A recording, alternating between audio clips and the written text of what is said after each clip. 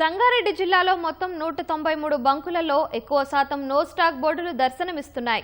Diesel ఎక్కడా దొరకడం లేదని, కొన్ని బంకుల్లో పరిమిత స్థాయిలోనే పెట్రోల్ లభిస్తుందని వాహనదారులు చెబుతున్నారు. బండి చక్రం నడిస్తేనే తమ బతుకు చక్రం సాగుతుందని వారు అంటున్నారు. పెట్రోల్ బంకుల్లో నెలకొన్న కొరతపై మరింత సమాచారం మా ప్రతినిధి ప్రశాంత్ సంగారెడ్డి నుంచి అందిస్తారు.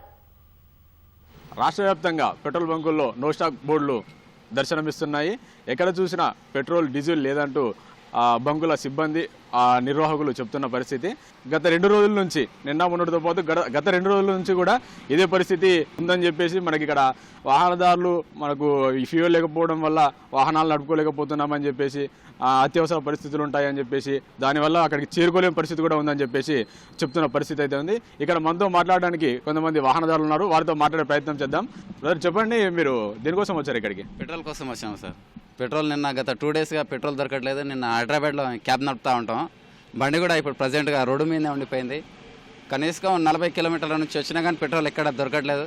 కనీసం అందుబాటులోకి తొందరగా పెట్రోల్ తేవాలని చెప్పేసి పెట్రోల్ మరియు మా లాంటి ఆటో నడుపుకునే వాళ్ళు, క్యాబులు నడుపుకునే వాళ్ళు తొందరగా పెట్రోల్ అందుబాటులో తీసుకురావాలని చెప్పేసి ప్రభుత్వానికి వేడుకుంటా ఉన్నాం. అంటే ఇప్పుడు మీరు ఎన్ని బంకుల్లో తిరిగారు? అక్కడ మీకు అక్కడ నుంచి వచ్చిన సమాధానం ఏంటి సిబ్బంది దగ్గర నుంచి?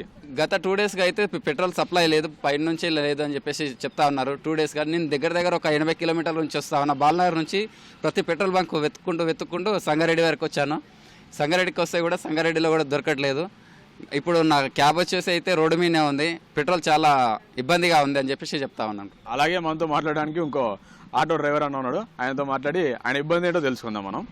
అన్న చెప్పండి. సంగారెడ్డిలో రాత్రి సంధి చూస్తున్నాను, ఏ పంపు చూసినా నో స్టాక్ బోర్డు కనిపిస్తుంది. అలాగే ఇస్నాపూర్ దాకా పోయినా, ఇస్నాపూర్లో కూడా మొత్తం బారులు జరిగినాయి.